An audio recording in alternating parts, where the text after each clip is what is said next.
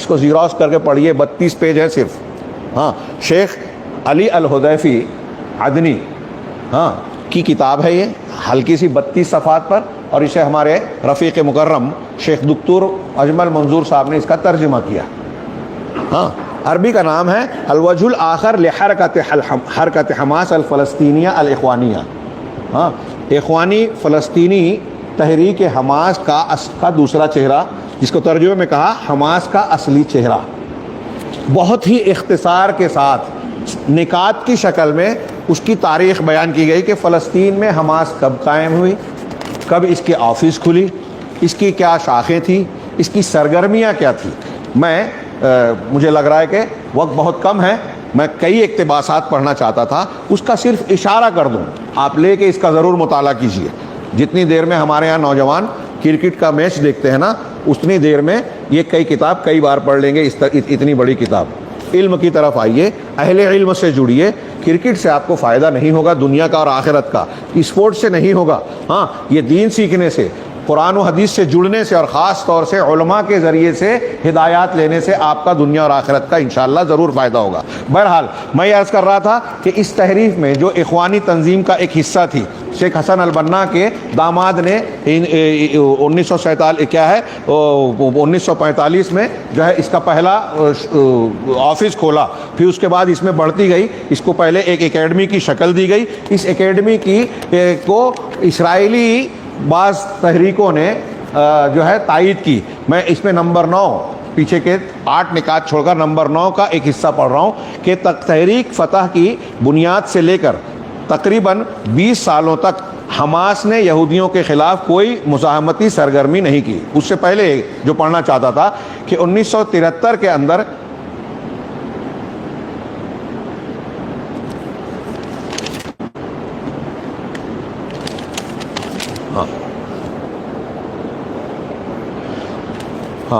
ثقافتی، سماجی اور تفریح کے نام پر ایک اسلامی اکیڈمی کھولنے کا ارادہ کیا، جس کے سربراہ احمد یاسین تھے. مگر اسے اجازت 77 میں ملی، اسی وقت ملی جب اس نے یہودیوں سے کچھ امور پر اتفاق کیا. پھر اس اکیڈمی کی کچھ چیزوں کو بیان کیا گیا ہے. اور آگے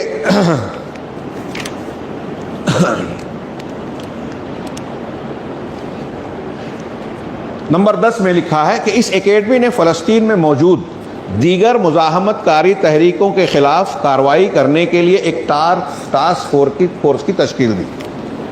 یہ غور کیجیے، اور اس میں یہ کئی جگہ ذکر کیا گیا ہے کہ حماس کو کہ ایک تنظیم، ایک دھڑا اس لیے بنا کہ جو الفتح یا یہودیوں کی مخالفت کرنے والی دوسری تنظیمیں ہیں، مزاحمت کرنے والے، ان کو توڑا جائے، ان کو کمزور کیا جائے، ان کے خلاف جو ہے کارروائیاں کی جائے. اور کئی نکات میں یہ حوالوں سے یہ بیان کیا، بعض کتابوں کا حوالہ دے کر، کہ انہوں نے اسی بنیاد پر معاہدہ کیا یہودیوں سے. جیسے نمبر 11 میں کہا کہ یہودیوں کی داخلی سیکورٹی خفیہ ایجنسی شاباک کے ساتھ اس اکیڈمی نے تنظیمی اور سلامتی طور پر معاہدہ کیا، جس کی بنیاد پر اسرائیل کی اس خفیہ ایجنسی نے حماس کو اسلحہ فراہم کرنے کی ذمہ داری لی. میں دوہرا نہیں سکتا، وقت بہت کم ہے. اور یہ خفیہ سارا کام اس وقت کے حزب مخالف کٹر یہودی پارٹی لیکود کی نگرانی میں انجام پا رہا تھا، تاکہ حماس کے ذریعے اسرائیل فلسطین کے مابین اس علامتی معاہدوں کو پورا نہ ہونے دیا جائے جس کی کوشش مقتدرہ لیبر پارٹی کر رہی تھی. اس وقت اسرائیل میں لیبر پارٹی اور لیکود پارٹی دونوں سیاست میں آگے تھیں. یہودیوں کی طرف سے، یہ نمبر 12 ہے، لیکود پارٹی اور حماس کی طرف سے اسلامی اکیڈمی کے درمیان اسلحے کا معاہدہ پورا ہوا. اسلحہ کہاں سے مل رہا ہے؟ یہودیوں کی طرف سے اس معاہدے میں بطور ایجنٹ وہ دروز کام کر رہے تھے جن کے پاس اسرائیلی نیشنلٹی تھی. شاید میں ان کا تذکرہ نہ کروں. دروز یہ باطنی فرقہ ہے، اصل میں اسلام مسلمانوں جیسا نام ہے. داعش میں بھی ان کی بڑی تعداد تھی، ہمارے یہاں پائے نہیں جاتے اس لیے بہت سے لوگ جانتے نہیں ہیں. باطنی فرقہ ہے، اسلام کے نام پر مسلم دشمن. ان کے عقائد آپ پڑھیں گے تو حیرت زدہ رہ جائیں گے کہ کسی مسلمان کا ایسا عقیدہ بھی ہو سکتا ہے کیا. باطنیوں کے ایسے ہی عقائد ہیں ان کے فرقوں کے، حرامتہ، دروز، اسی میں بہائیہ وغیرہ کا بھی شمار ہوتا ہے. تو دروز جو اسرائیلی نیشنلٹی رکھتے تھے، ہمارے ان کے سیاسی سربراہ جو اسماعیل ہانیہ ہیں، ہاں، ان کی بھی بعض جگہوں پر میں نے پڑھا کہ ان کی یا ان کے بچوں کی نیشنلٹی یا گھر رہائش اسرائیل میں ہے، یا کم از کم اس میں یہ ذکر کیا ہے جو میرے سامنے کتاب ہے کہ ان کے بچوں کا، بیوی بچوں کا علاج اسرائیل کے دواخانوں میں، ہاسپٹلز میں ہوتا ہے۔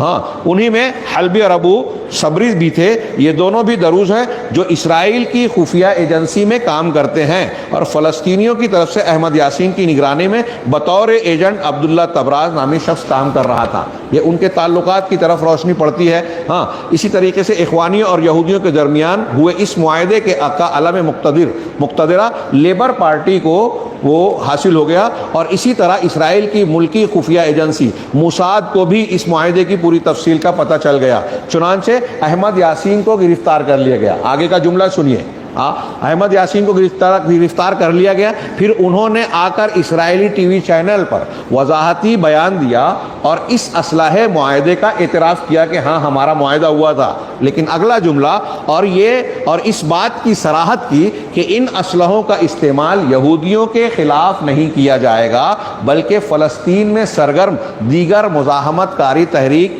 کے خلاف کیا جائے گا۔ یہ چند اقتباس کے بعد اس میں ایک ہیڈنگ ہے حماس کا ظہور، جس میں یہ بتایا گیا کہ حماس کے اگرچہ ان کے دستور میں لکھا ہے کہ یہودیوں سے مزاحمت اور لڑائی کرنی ہے، لیکن انتفاضہ کے ابتدائی کئی مہینوں تک ان کا کوئی کردار یہودیوں کے خلاف لڑائی جھگڑے کا نہیں رہا۔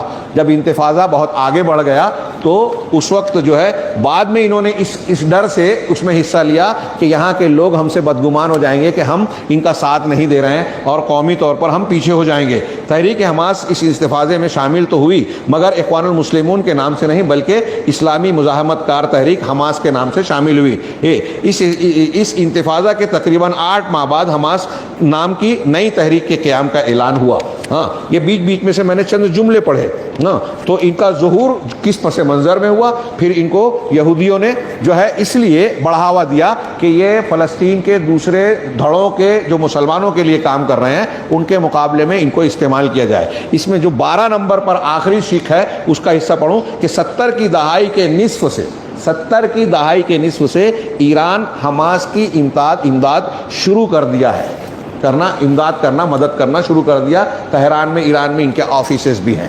ہاں، پھر غور کیجئے کہ روافض جنہوں نے ہمیشہ مسلمانوں کو، سنیوں کو زد پہنچائی ہے، مسلمانوں کے دشمنوں کا ساتھ دیا ہے، کیا وہ سچے لوگوں کا ساتھ دیں گے؟ اور ان کی کارروائیاں قابل، یہ جو میں پیش کر رہا ہوں اس تناظر میں انصاف کے تقاضے پر کہ موجودہ کارروائیاں جو ہو رہی ہے حماس کے حملے کے جواب میں، تو ان تفصیلات کے بعد کیا یہ شکوک و شبہات کے دائرے میں نہیں آتی کہ یہ انہی کے پروگرام کا حصہ ہو، مسلمانوں کی ایک آبادی کو صاف کرنے کا، غزہ کی پٹی پر قبضہ کرنے کا، یا وہاں کے مسلمانوں کو بالکل بے قابو اور پورے عالم اسلام کو ایک طریقے سے مفلوج ثابت کر دینے کا؟ اور بھی مقاصد ہو سکتے ہیں۔ ہاں، فلسطینی حکومت سے حماس کی علیحدگی، ہاں، یہ ایک عنوان ہے، میں اس کی کچھ بھی تفصیل پیش نہیں کر رہا ہوں۔ ہاں، یہ فلسطین کے غزہ پر بعد میں ان لوگوں کا قبضہ ہوا۔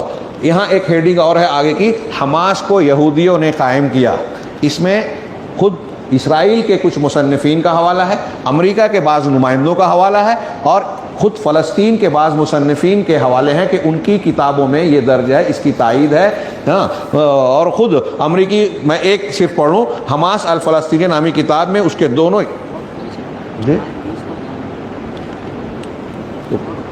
بہت تو کیا کہہ رہے ہیں، ختم کر دوں؟ اچھا وقت ہے کہہ رہے ہیں، نہیں میں نے تو سوچا نہیں 8 تک ختم کر دینا ہے انشاءاللہ، شیخ نے کہا تھا۔ ہاں، یہ انہوں نے یہ کتاب آپ لوگ لیں گے انشاءاللہ، نوجوانوں سے پوچھ رہا ہوں، تو ٹھیک ہے، میں اقتباسات کا صرف تھوڑا سا ذکر کر رہا ہوں، آپ لوگ لیجئے۔ حالانکہ یہ تقریر جہاں تک پہنچے گی میں سمجھتا ہوں اس کی ضرورت ہے، اور میں یہ باتیں کیوں بیان کر رہا ہوں؟ ہاں، حقائق کو سمجھنے کے لیے۔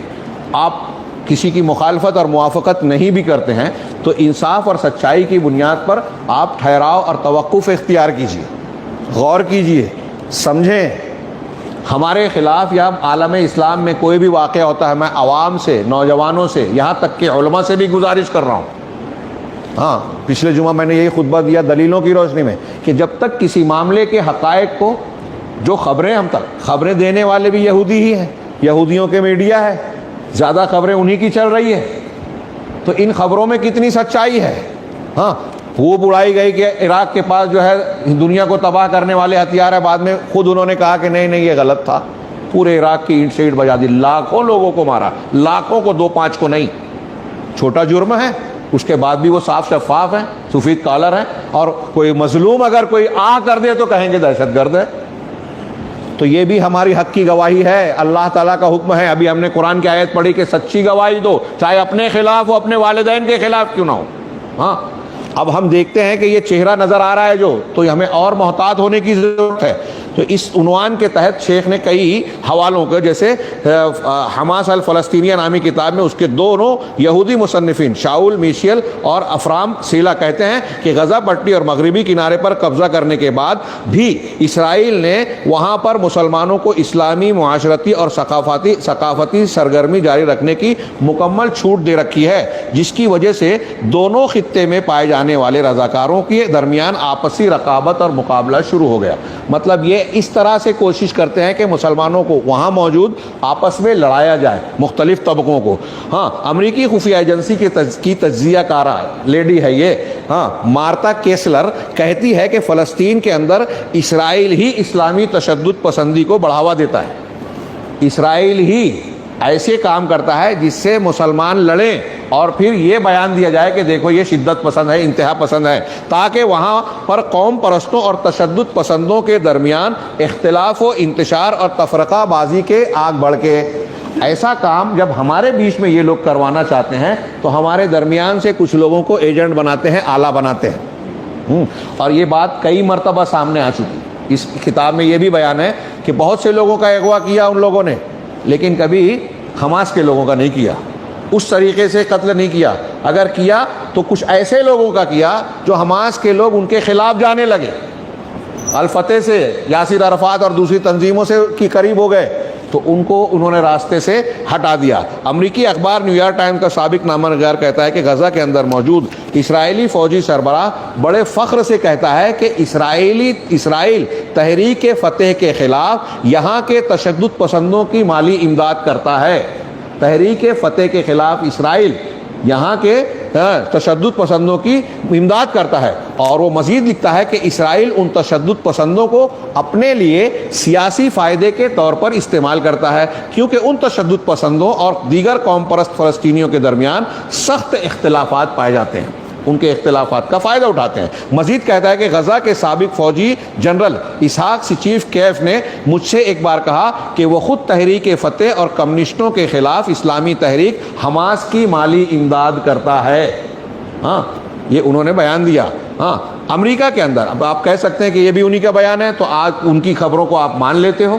انہوں نے کہا کہ حماس نے حملہ کیا، کر رہے ہیں، اتنے فوجی مر گئے، یہ بھی تو انہی کی خبر ہے، ان کو مان لیا، لیکن اس کی تائید کر رہے ہیں اہل علم اور واقعات، فلسطین کے افراد، سنی وہاں کے۔ امریکہ کے اندر ایک بار مورخہ 9 جنوری 2008 کو اسرائیل فلسطین کشمکش نامی ایک کانفرنس ہوئی، جس میں امریکی کانگریس کے ایک رکن رون پال نے کہا کہ حماس کو اسرائیل نے قائم کیا ہے، اسرائیل چاہتا ہے کہ یہ تنظیم یاسر عرفات کے لیے درد سر بن جائے۔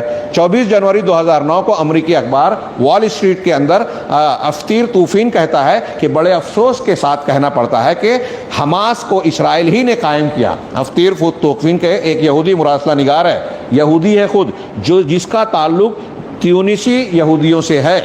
اس کے بعد ایک عنوان ہے حماس یہودی تیار کردہ ہے، اس کی تائید درج ذیل دیے گئے امور سے بھی ہوتی ہے۔ اس میں مختلف موقعوں پر اسرائیلی طاقتوں نے، فوجوں نے، پولیس نے جو دوسری تنظیموں کے ساتھ کیا وہ حماس کے ساتھ نہیں کیا، ایسے کچھ واقعات کو نقل کر کے یہ ثبوت فراہم کیا گیا ہے۔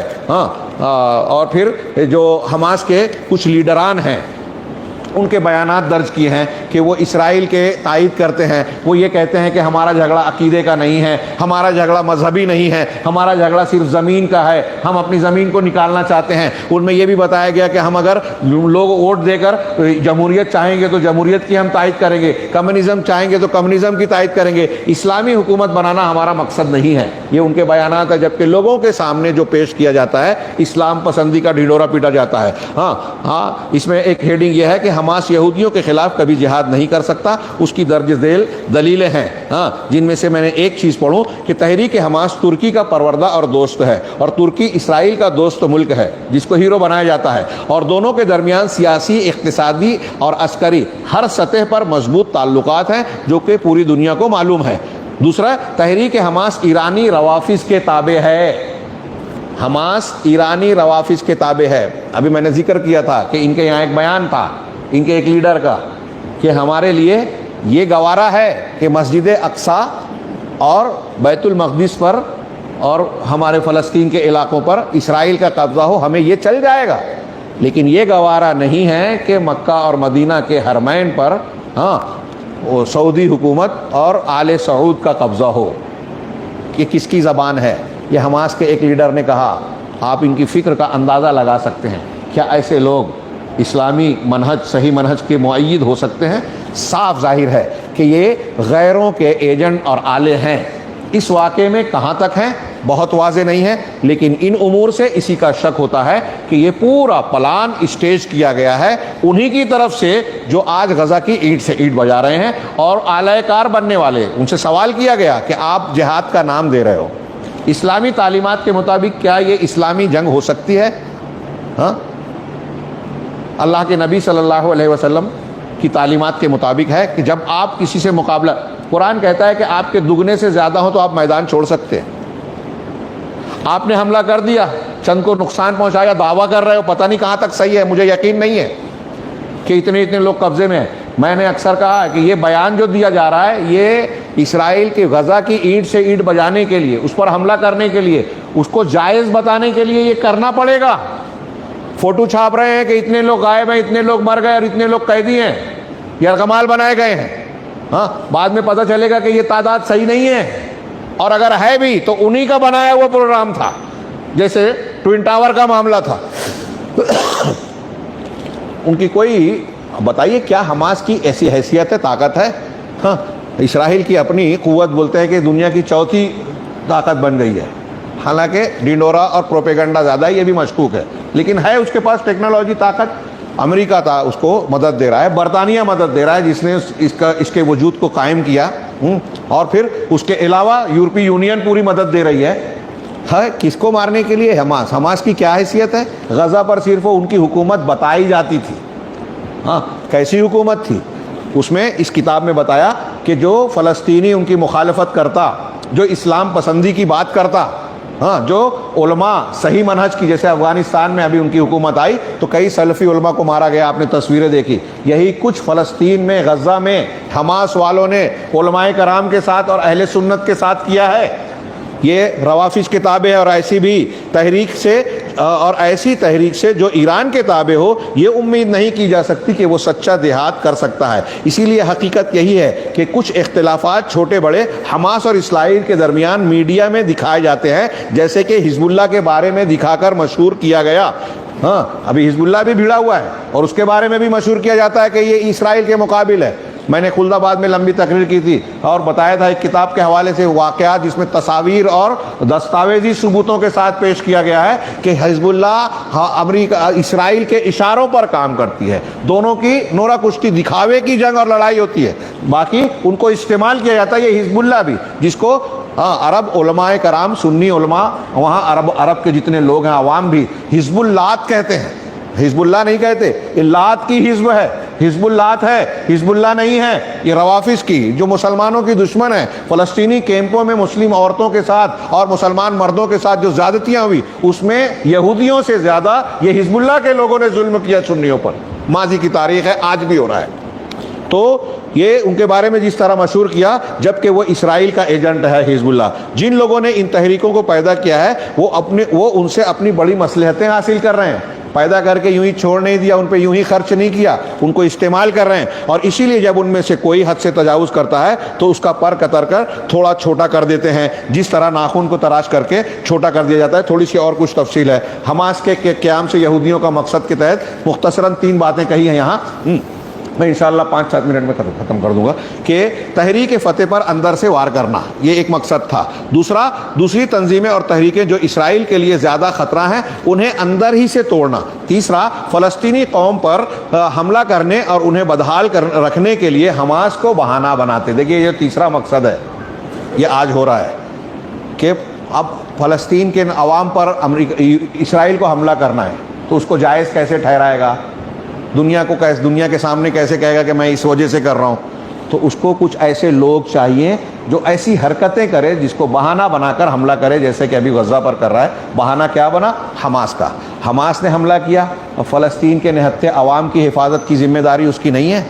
اگر یہ مان بھی لیا جائے کہ آپ نے 1100 اور اتنے لوگوں کو مار لیا جو دشمن تھے، فوجی تھے، جبکہ اس میں سویلین اور بچے بھی تھے جو اسلامی قاعدے کے خلاف ہے، اس کے جواب میں آج تعداد جو بتائی جا رہی ہے کہ 3000 یا اس سے زیادہ لوگ مر چکے ہیں فلسطینی، حالانکہ یہ تعداد صحیح نہیں ہے. اس سے کئی گنا زیادہ ہوگی جو ملبوں میں دبے ہوئے لاشیں ہیں اور جو صحیح آنکڑے، اور وہاں کوئی جا نہیں رہا ہے، وہاں سادھن نہیں ہے صحیح رپورٹنگ کا. جو کچھ رپورٹنگ آ رہی ہے اس کا بیشتر حصہ اسرائیل سے نشر ہو رہا ہے اور زیادہ تر دنیا اسی پر اعتماد کر رہی ہے، اور مسلمانوں سے نفرت اور تعصب رکھنے والے اسی کو سچائی کے طور پر پیش بھی کرتے ہیں جبکہ وہ جھوٹ ہے. تو کہہ رہے ہیں کہ فلسطینی قوم پر حملہ کرنے اور انہیں بدحال رکھنے کے لیے حماس کو بہانہ بناتے رہنا اور کبھی کبھی فلسطینی عوام پر حملہ کرنا اور فلسطینی علاقے میں مزید توسیع کرنا حماس کے جرائم کا بہانہ بنا کر اور دنیا میں ہمدردی لینے کی خاطر کہ دیکھو ہم تو خطرے میں جی رہے ہیں، ہمارے اوپر حملہ ہوتا ہے اس لیے ہم جو ایسا کر رہے ہیں.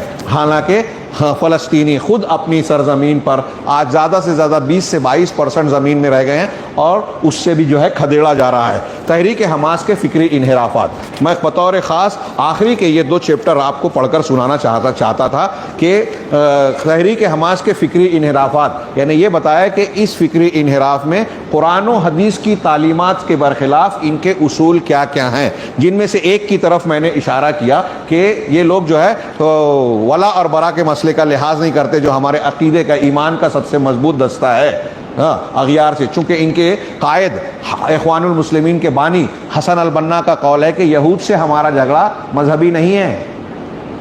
لیست خصومتنا کیا ہے بیننا و بین الیہود دینیہ. ہمارے درمیان دینی جھگڑا نہیں ہے بلکہ قرآن میں تو اللہ نے ان سے دوستی کی تعلیم دی ہے. میں نے کئی بار کہا، آج بھی جمعہ میں کہا، قرآن نے کہاں دوستی کی تعلیم دی، ان سے دعوت و تبلیغ کی جائے، بلکہ یہ بتایا قرآن نے کہ تم یہود کو سب سے بڑا دشمنی میں سخت پاؤ گے. یہ یہود اور نصارہ اس وقت تک تم سے خوش نہیں ہوں گے جب تک تم ان کی ملت کی پیروی نہ کرو. ولا اور برا کی تعلیمات دی. تو جب یہ کہتے ہیں تو وہی ان کے مختلف لوگوں کا بیان نقل کیا کہ وہ کہتے ہیں کہ ہمارا یہود ہمارے بھائی ہیں، نصارہ ہمارے بھائی ہیں، ہماری حکومت ہوگی تو پہلے ہم یہود و نصارہ کو ان کے حقوق دیں گے.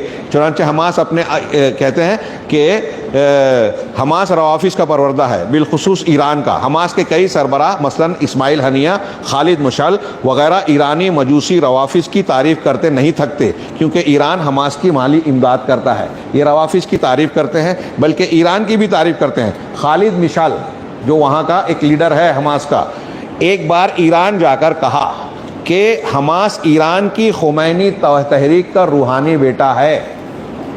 حماس والا کہہ رہا ہے کہ خمینی تحریک کا روحانی بیٹا ہے حماس. پھر خالد مشعل نے خمینی ملعون کے مزار پر پھول چڑھایا ہے. مہر نیوز کا حوالہ دیا گیا ہے. خالد مشعل کے حزب اللاتی، دیکھیے حزب اللاتی لکھا ہے، حزب اللاتی سربراہ حسن نصر اللہ کے ساتھ گہرے تعلقات ہیں. یہ اکثر کانفرنسوں اور اجتماعات میں ملتے رہتے ہیں. بلکہ ایران میں خالد مشعل نے پوری صراحت کے ساتھ کہا کہ ہم جو بھی ہیں یہ سب امام خمینی کی برکت سے ہیں. اب ہمارے علماء اور عوام جب ان کی تائید کر رہے ہیں اندھے بہرے ہو کر تو غور کریں کہ جن کی فکر اور خیال یہ ہے ان کی لڑائی کتنی دینی ہے، توحید اور دین سے متعلق ہے. اسی طرح ان کے فکری انحرافات کی اور بھی کئی بیانات دیے گئے ہیں. اس کے علاوہ حماس اخوانیوں کی طرح مغربی جمہوریت میں یقین رکھتی ہے اس کے کچھ بیانات پیش کیے کہ وہ کہتے ہیں کہ ہم اسلامی حکومت یا اسلام نہیں چاہتے، جمہوریت کریں گے، بلکہ کمیونزم بھی اگر لوگوں نے پاس کیا تو ہم اسے بھی قبول کر لیں گے۔ غزہ میں حماس کے جرائم، یہ ایک عنوان ہے۔ میں دو تین چیزیں چھوڑ دیا کہ تحریک فتح کے بہت سارے کارکنان کا انہوں نے قتل کیا ہے بطور خاص۔ یہ دیکھیے حماس کے کارنامے، ہاں، بطور خاص سرایا شہداء الاقصی پر ظلم و زیادتی، اور سروے سے پتہ چلتا ہے کہ غزہ میں تحریک فتح کے سینکڑوں کارکنوں کا قتل کیا ہے۔ بہتوں کو بلا مقدمہ اور تحقیق کے جیل میں ڈال دیا جاتا ہے اور وہیں پر مار دیا جاتا ہے۔ ان کو غزہ میں ان کی حکومت تھی، انہوں نے جیلیں وغیرہ بنا رکھی تھی۔ غزہ میں سرگرم مزاحمت کار تحریک حرکت تمرد کا کہنا ہے کہ خونی انقلاب کے بعد حماس نے 700 سے زائد فلسطینی نوجوانوں کو بلا جرم کے قتل کیا ہے۔ 700 فلسطینی نوجوانوں کو، باقی مقابلہ کرنے والوں کے قتل کا کوئی شمار نہیں ہے۔ تقریباً 4000 کے پیر کاٹ ڈالے۔ 3 جمعرات مورخہ 2/8/2007 کو حی زیتون میں واقع مسجد ارض رباط میں حماسیوں نے ظلم کیا۔ اس طرح کے حماسیوں نے اسلحے کے ساتھ دسیوں جیپ مسجد میں گھسا دی۔ یہ آج جن کی ہم تائید کر رہے ہیں، عالم اسلام جن کے پیچھے اندھا ہوا جائے، مسجد میں گھسا دی اور مسجد کا محاصرہ کر لیا، اور پھر اس میں موجود مصلیان پر گولی چلا دی، جس میں سرایا شہداء الاقصی کے کارکنان بھی موجود تھے۔ نمبر 4، رفح کے اندر موجود مسجد ابن تیمیہ کو اگست 2009 میں کو حماسیوں نے منہدم کر دیا، مسجد کو منہدم کر دیا۔ ہوا یوں کہ حماس کے بعض کارکنان نے حماس کا ساتھ چھوڑ کر عبداللطیف موسیٰ کے خیمے میں چلے گئے، جن پر حماس نے RPG گولوں اور میزائل سے حملہ کیا اور مسجد ابن تیمیہ میں موجود 30 مصلیان کو قتل کر دیا۔ اسی طرح ان لوگوں کے گھروں کو بھی منہدم کر دیا۔ اور اس خونی اور جارحانہ قتل و خوریزی کے بعد حماس نے میڈیا میں آ کر صرف اتنا کہہ دیا کہ یہ لوگ حماس کی تکفیر کرتے تھے، یعنی حماس والوں کو کافر کہتے تھے، اس لیے مار دیا۔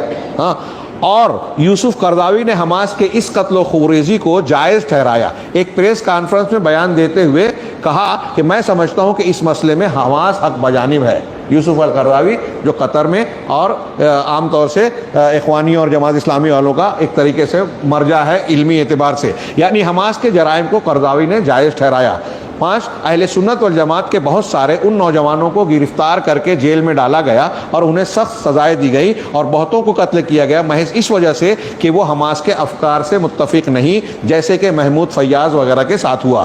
نمبر 6، حماس اپنے مخالفین کے ساتھ جس طرح کے تعذیبی سزا دینے کے طریقے اور اسالیب استعمال کرتا ہے وہ بہت ہی گھناؤنا اور غیر انسانی ہوتا ہے۔ مظاہرہ کرنے والوں پر بلا وجہ لاٹھی چارج کرتے ہیں اور مار کر پیر توڑ دیتے ہیں اور پھر جیل میں لے جا کر غیر انسانی سزائیں دیتے ہیں۔ ظاہر سی بات ہے ایسوں کو تو امریکہ اسرائیلی تائید ملے گی، اور وہ جو حملہ آج کر رہے ہیں کیا وہ مسلمانوں کے حق میں؟ آج غزہ میں جو بمباری ہو رہی ہے، بچے بوڑھے عورتیں مارے جا رہے ہیں، بھوک پیاس سے تڑپائے جا رہے ہیں، دواؤں سے محروم کیے جا رہے ہیں، کیا اس کی وجہ سے ان کو کوئی درد ہو رہا ہے؟ اس کا کوئی انہوں نے خیال کیا؟ آج تک ہم نے کوئی چیز ایسی پڑھی کہ ان کی حفاظت کے لیے وہ ذمہ داری لے رہے ہیں؟ صرف دھمکیاں دے رہے ہیں اسرائیل کو اور اکسا رہے ہیں، یعنی دنیا کو یہ جواز فراہم کر رہے ہیں کہ آپ حملہ جاری رکھیے۔ نمبر 7، حماس کے ہاتھوں عیاد مدھون کو سزائیں دے کر مارا گیا، مئی طور پہ اسے کمال حلوان ہسپتال کے 8ویں فلور سے نیچے پھینک دیا گیا، کیونکہ اس نے حماسیوں کو ایکسپوز کرنے کی دھمکی دی تھی۔ 8، غزہ کے لوگوں پر بلا وجہ بھاری ٹیکس لاگو کرتے ہیں۔ 9، حماس کے قبضے کے بعد غزہ میں بے روزگاری کی شرح تیزی سے بڑھی ہے، جس کی وجہ سے وہاں کے لوگ کبھی کبھی اس مسئلے کو لے کر احتجاج کرتے ہیں، مگر حماس انہیں پیٹ کر جیل میں ڈال دیتی ہے۔ غزہ کے اندر 10ویں نمبر پر آخری کہ غزہ کے اندر موجود مساجد میں سلفی علماء کو خطابت اور امامت کرنے اور تحفیظ القرآن کے حلقات قائم کرنے کی اجازت نہیں ہے، غزہ میں جہاں حماسیوں کا قبضہ ہے۔ اسی طرح حماس نے غزہ کے اندر شیعہ اور روافظ کے انحرافات اور ان کے عقائد پر بولنے پر پابندی لگا رکھی ہے، یعنی ان کے ماتحت شیعوں کے خلاف آپ بات نہیں کر سکتے، سعودی عرب کے خلاف، اہل الحدیث کے خلاف، سلفیوں کے خلاف آپ جو چاہے بول سکتے ہیں۔ انہی سارے جرائم کی وجہ سے کہا جاتا ہے کہ حماس نے غزہ کو مقبوضہ در مقبوضہ بنا دیا۔ ایک طرف وہ اسرائیل کی کھلی جیل ہے، اسرائیل نے گھیر رکھا ہے، اور دوسرا اسرائیل کے ایجنٹ کی طرح یہ لوگ کام کر کے لوگوں کی زندگی کو تنگ کیے ہوئے ہیں اور اسلام کی سچی تعلیمات کو لوگوں سے روکنے کی کوشش کی ہے۔ یہ آخری بات ہاں دو بڑے علماء کا کہ حماس کے تعلق سے علماء کے اقوال کے عنوان سے انہوں نے دو قول نقل کیے. میں صرف وہ پیش کر کے اپنی بات کو سمیٹوں کہ شیخ البانی رحمہ اللہ نے کہا کہ حماس جو غزہ پر قابض ہے وہ کوئی اسلامی تحریک نہیں ہے، خواہ آپ کو اچھا لگے یا برا. یہ دیکھیے حق کی گواہی دینے والے یہ علماء. ہم کو کچھ لوگ بولتے ہیں مت بولو، نام مت لو. ہمارے میں نے دیکھا عرب علماء میں منحرف لوگ جس سے عوام گمراہی کا شکار ہو سکتے ہیں ان کو کھل کھل کر بیان کرتے ہیں، اور ان سے بارے میں کہا کہ یہ اہل سنت والجماعت نہیں ہے. شیخ ابن باز نے ایک کتاب ہے جس میں عالم اسلام کی اس وقت کے بیشتر بڑے بڑے کبار علماء کے فتوے ہیں اخوان المسلمین کے بارے میں. کہا کہ آپ کو اچھا لگے یا برا، کیونکہ اگر وہ اسرائیل سے جہاد کرنے میں مخلص ہوتے، علامہ البانی کے قول کا ترجمہ ہے، کیونکہ اگر وہ اسرائیل سے جہاد کرنے میں مخلص ہوتے تو پہلے اس کی تیاری کرتے. کہاں ہے تیاری؟ آج کے ماحول میں دیکھ لیجئے کہ ان کی حرکت کا نے اسرائیل کو غزہ کی اینٹ سے اینٹ بجانے کا جواز فراہم کیا، اور لوگوں کی تائید اور مدد بھی مل رہی ہے. مسلمان دنیا جو ہے بے بس ہے. سلسلۃ الہدیٰ والنور نامی کیسٹ میں کیسٹ نمبر 489 یہ حوالہ دیا گیا ہے. دوسرا قول نقل کے شیخ مقبل بن ہادی رحمہ اللہ، یہ بہت بڑے عالم یمن کے گزرے ہیں ابھی ماضی قریب میں، نے سچ کہا تھا کہ حماس کو جب بھی سیاسی، شیخ مقبل کہتے ہیں کہ حماس کو جب بھی سیاسی بالادستی حاصل ہوگی وہ اہل توحید کے ساتھ وہی کریں گے جو افغانستان میں کیا گیا کہ انہیں گالیوں، گولوں اور توپوں سے مارا گیا. مزید آپ نے کہا کہ حماس ایک حزبی جماعت ہے، حزبی گروہ بندی والی حزبی جماعت ہے، اسے امر بالمعروف اور نہی عن المنکر کا فریضہ انجام دینے سے کوئی تعلق نہیں ہے. یہ سنت کا ایک دشمن ہے، ایک دھڑا سنت کا دشمن ہے. تحفۃ المجید صفحہ نمبر 145. یہ بھی میں نے جو حماس سے متعلق کچھ باتیں نقل کی صرف اس لیے، ہماری کوئی ذاتی دشمنی نہیں ہے. اگر کوئی غلط ہم کو اختلاف ہے، میں نے بھی کہا اگر وہ صحیح کام کرے تو ہمارا دین ہم کو تعلیم دیتا ہے کہ صحیح کی تائید کی جائے. اگر غیر مسلم بھی صحیح کرے گا تو ہم اس کی تائید کریں گے. یہ انصاف کا تقاضا ہے. تو ہم عدل کی، انصاف کی گواہی جب دینے جا رہے ہیں تو جو حقائق ہیں انہیں پیش کیا جائے. اس کو نہ کرنے کا نتیجہ یہ نکلتا ہے کہ مسلمانوں میں ایک مزاج بن گیا کہ جن کی تائید کرنی چاہیے ہم ان کی مخالفت کرتے ہیں، جن کی مخالفت کرنا چاہیے ہم ان کی تائید کرتے ہیں، اور خوابوں کی دنیا میں زندگی گزارتے ہیں. نتیجہ یہ نکلتا ہے کہ ہمارے دشمن ہمارا اسی بنیاد پر استعمال کرتے ہیں، اور وہ یہ کرتے ہیں کہ جو اچھے ہیں ہم کو برا بنا کر دکھاتے ہیں. آج دنیا میں آپ دیکھیے کہ جو اہل حق ہیں، عالمی میڈیا بھی ان کی مخالفت کرتا ہے، اور مسلمانوں کے اندر اس قسم کی تحریکیں بھی ان کو دھمکیاں دیتی ہیں، ان کے چہرے کو بگاڑ کر پیش کرتی ہیں. ان کی معمولی غلطی مل جائے چاہے وہ ثابت نہ ہو، اس کو خوب شور ہنگامہ مچا کر عام کرتے ہیں. اور ان کے موافقین بڑے بڑے گناہ کریں، کفر کریں، شرک کریں، روافض سے، یہود و نصارہ سے پیکٹ کریں، ان کی مدد کریں، ان سے مدد لیویں، یہ ساری چیزوں پر خاموشی اور سناٹا چھایا ہوا ہوتا ہے. ان حقائق کو جب ہم سامنے رکھیں گے تو واقعات کا صحیح تجزیہ کرنے کے لائق ہوں گے، ہم گہرائی میں جائیں گے، خبروں کے پیچھے اصل حقیقت کو سمجھنے کی ہمارے اندر صلاحیت ہوگی، اور جب یہ چیزیں ہوگی تو ہم انصاف کا ساتھ دینے والے بنیں گے. اور اللہ کا حکم ہے کونوا قوامین بالقسط، کہ خوب انصاف کے قائم کرنے والے بنو. اپنے گھر میں بھی انصاف کیجئے، اور عالمی معاملات میں بھی اگر آپ کہہ رہے ہیں تو وہاں آپ انصاف کی بات کہیے، ورنہ آپ خاموش رہیے. اللہ رب العالمین ہمیں دین کو سمجھنے اور اس کے تعلیمات پر کما حق ہو اپنی طاقت کے مطابق عمل کرنے کی توفیق عطا فرمائے، اور اس کی برکت سے دنیا اور آخرت میں جو ہے اللہ رب العالمین ہمیں سرخرو اور کامیاب بنائے. آج جو بھی ظلم و زیادتی ہو رہی ہے، خاص طور سے غزہ کی پٹی میں مظلوم مسلمانوں پر، نہتے عوام پر جو کچھ ظلم ہو رہا ہے، پروردگار سے دعا ہے کہ اللہ ان کی مدد فرمائے، حفاظت فرمائے، ان کو ضرورت کی چیزیں فراہم کرنے کا راستہ بنائے، اور ظالموں کو توڑ دے، ان کی طاقت اور منصوبوں کو ختم کر دے، ان کے منصوبوں کو ناکام بنا دے، اور ہمیں اس بات کی توفیق عطا فرمائے کہ ہم دین کے صحیح دائرے میں رہتے ہوئے جو کچھ کر سکتے ہیں اس کی توفیق دے کے رب العالمین ہمیں اس کے کرنے کی توفیق دے، اور اس کے ذریعے سے ہم جو ہے اپنے دین کے حق کو ادا کرنے والوں میں شامل ہو جائیں، دنیا اور آخرت میں کامیابی پائیں. وآخر دعوانا ان الحمد للہ رب العالمین وصلی اللہ علی نبینا محمد.